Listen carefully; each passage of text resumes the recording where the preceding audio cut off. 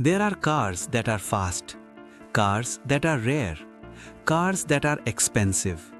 And then there are objects that move beyond all three. Objects that no longer exist within the logic of transportation or even commerce. They exist as cultural artifacts. The Bugatti Type 57 SC Atlantic is one of them. A car so scarce that most people will never see one in person. So beautiful that its design still feels contemporary nearly a century later. And so mysterious that its true value is spoken only in private conversations. $120 million. Not because of speed, not because of luxury, but because this car represents something that can never be recreated. A moment in history, a singular mind, and a mystery that remains unresolved. This is the story of Bugatti Type 57 SC Atlantic, the most elusive automobile ever made. To understand the Atlantic, you must begin with its creator's worldview. Ettore Bugatti did not see himself as a car manufacturer. He saw himself as an artist. Born in 1881 into a family of sculptors, furniture designers and painters, Ettore grew up surrounded by aesthetics, not machinery. Function mattered, but form mattered more. He believed that mechanical objects should be beautiful even in the places no one would ever look. Engines were not hidden, they were displayed. Bolts were not merely functional, they were styled. Bugatti automobiles were not optimized for mass production, they were composed. This philosophy placed Bugatti apart from nearly every other manufacturer of the era. While rivals focused on output and efficiency, Ettore focused on proportion, balance, and elegance. And by the early 1930s, Bugatti had become synonymous with refined engineering, cars that won races but also belonged in museums. Still, Ettore knew something was missing. He had mastered excellence, but he had not yet created something eternal. That ambition fell to his son. Jean Bugatti was young, brilliant, and far more daring than his father. Where Ettore revered tradition, Jean challenged it. By the early 1930s, Jean had become head of design at Bugatti, and he wanted to push the brand somewhere it had never been. Lower, wider, more expressive. He believed automobiles could be sculptural, not merely elegant but emotionally powerful. In 1934, Bugatti introduced the Type 57, a refined Grand Touring car powered by a straight-eight engine. It was advanced, reliable, successful. But to Jean Bugatti, it was only a foundation. What he wanted to build next was something the world had never seen. In 1935, at the Paris Motor Show, Bugatti unveiled a concept car called the Aerolith. The reaction was immediate and stunned. The car was impossibly low. Its proportions were dramatic. Its shape looked less like an automobile and more like an aircraft fuselage.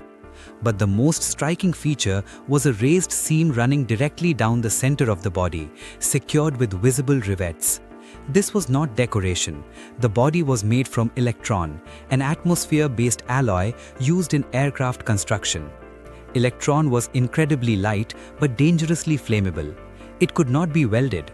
To assemble the body panels, they had to be riveted together, creating that now iconic central spine. What began as a limitation became the defining feature of one of the most recognizable designs in automotive history. The Aerolith was never intended for production. It was too extreme, too expensive, too dangerous. But Jean Bugatti refused to abandon the idea. Instead, he transformed it.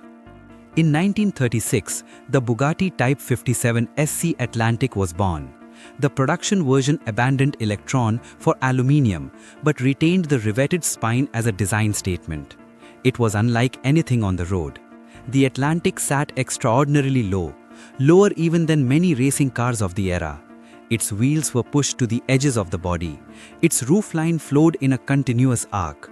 Its doors were small, its cabin intimate. This was not a car built for comfort, it was built for presence. The SC designation stood for surbassé, lowered, and compressor, meaning supercharged. The Atlantic was capable of nearly 125 miles per hour, a staggering figure in the 1930s. But speed was secondary. The Atlantic was not about performance metrics, it was about emotion. From a commercial perspective, the Atlantic made no sense. It was expensive to build, difficult to drive, and far too radical for most buyers. Bugatti never intended to sell many. In fact, only 4 were ever made, each one hand-built, each one slightly different, each one destined for a unique fate. Even by Bugatti standards, this was extreme. But Jean Bugatti was not designing for customers. He was designing for history. Only 4 Bugatti Type 57 SC Atlantics were ever completed. They were not marketed. They were not catalogued for mass sale. They were known primarily by their chassis numbers and by their stories. And this is where the Atlantic's legend truly begins. Because while 3 of those cars are accounted for today, the 4th has vanished. One Atlantic was Jean Bugatti's own.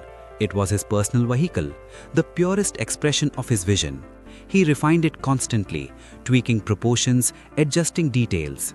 Then in 1939, everything changed. While testing a Bugatti Type 57G racing car, a car that had just won the 24 Hours of Le Mans, Jean swerved to avoid a cyclist on a public road. The car crashed. Jean Bugatti was died instantly. He was 30 years old. With his death, Bugatti lost its future, and Jean's personal Atlantic disappeared into history. During World War II, Bugatti reportedly moved valuable assets to avoid confiscation by occupying forces. Jean's Atlantic was hidden. After the war, it was never seen again. No confirmed photographs, no registration records, no verified sightings, just rumors. The missing Atlantic is one of the greatest unsolved mysteries in automotive history. Some believe it was destroyed during the war, lost to fire or dismantled for materials. Others believe it still exists, hidden in a private collection, unknown even to Bugatti historians. If the lost Atlantic were discovered today, experts believe it could surpass $120 million. Not because it is more beautiful than the others, but because it represents the impossible, a missing masterpiece. 3 Atlantics remain. Each is treated not as a car, but as an artifact. One resides in the Mullen Automotive Museum in California, maintained with museum-level precision. Another remains in Europe, rarely displayed, carefully preserved. The third belongs to fashion designer Ralph Lauren. His Atlantic is widely regarded as the most visually perfect example ever built. It is not over-restored. It shows age. It shows life. When it appears at events like Pebble Beach or Villa d'Este, it does not compete. It transcends competition. Judges step aside. Crowds fall silent. Because everyone understands they are seeing something irreplaceable. No Bugatti Atlantic has ever been sold publicly at auction. Its value exists in private negotiations, insurance documents, and whispered conversations among collectors. So why $120 million? Scarcity is part of the answer. 4 built, 3 known. But scarcity alone does not create value at this level. The Atlantic represents the final moment before industrialization changed luxury forever. Every panel was shaped by hand, every decision made by eye. There is no digital blueprint, no replacement. And then there is the story, the lost car, the young genius who died too early, the war that erased history. Collectors don't pay for metal, they pay for meaning. Nearly 80 years later, the Atlantic still looks modern. It does not rely on aggression or excess, it relies on restraint. This is why no modern reinterpretation has ever succeeded. Bugatti itself has tried, but the Atlantic cannot be recreated because it belongs to a world that no longer exists. So where is the missing Atlantic? Destroyed? Hidden? Waiting? Every few years a rumor surfaces, a warehouse, a photograph, a collector who refuses to speak. Nothing has ever been proven. And perhaps that uncertainty is essential, because mystery is part of the Atlantic's value. The Bugatti Type 57 SC Atlantic is not the fastest car ever made. It is not the most powerful. It is not the most technologically advanced. But it may be the most complete. A convergence of art, engineering, history, and loss. A reminder that the most valuable objects in the world are not always the loudest. Sometimes, they are the quietest. Because when the Atlantic appears, the world does not cheer. It listens.